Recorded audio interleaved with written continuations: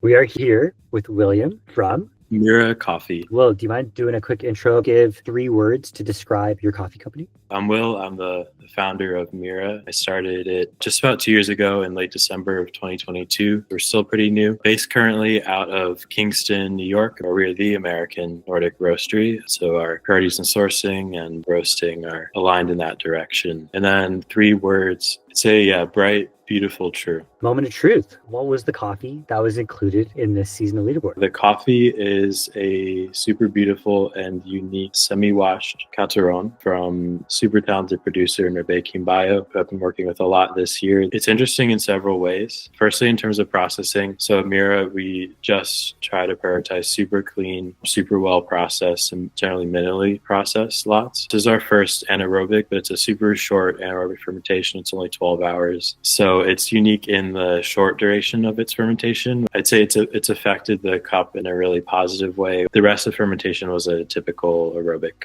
fermentation. It's basically washed. I mean, it's the lightest version essentially of a honey that you could get. It's like comparable to a white or maybe a very light yellow honey. So you get a super clean cup. And then most of what is interesting flavor wise, because the processing is so clean, it comes from the varietal, which is Caturron, which is still a pretty recently identified varietal, still pretty rare, grown only in Colombia. But what makes it interesting, both genetically and you can taste this in the cup we find as well, is that it's a natural mutation of Caturron, which is pretty common. But according to some research done a couple years ago by Tim Wendelboe, they found that it's a mutation of Caturron that also has incorporated some Timor hybrid genetics. And Timor hybrid is then a two-way mutation of Arabica and Robusta varietals. So there's sort of like a grandparent Robusta in the mix there, which when you're drinking the coffee, you get a really like juicy but clean sort of slight fermenty note from the anaerobic processing. It's really delicate. It's not in your face at all. And then you get also a bunch of sort of tropical passion fruit kind of feel and a bit more of like mellow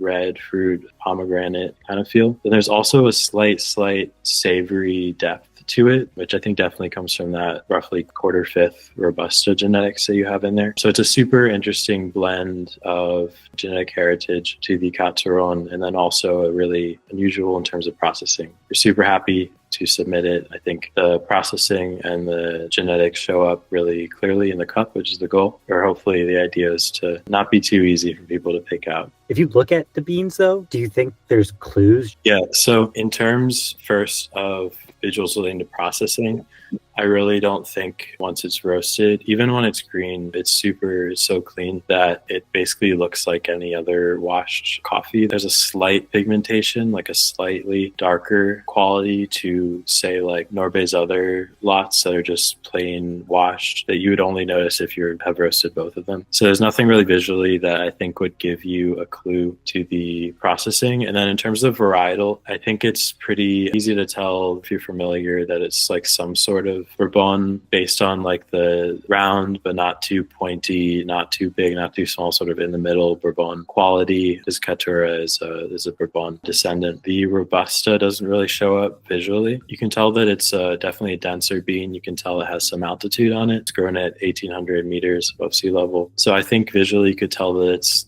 Colombian, but beyond that, I don't think you'd get Caturron.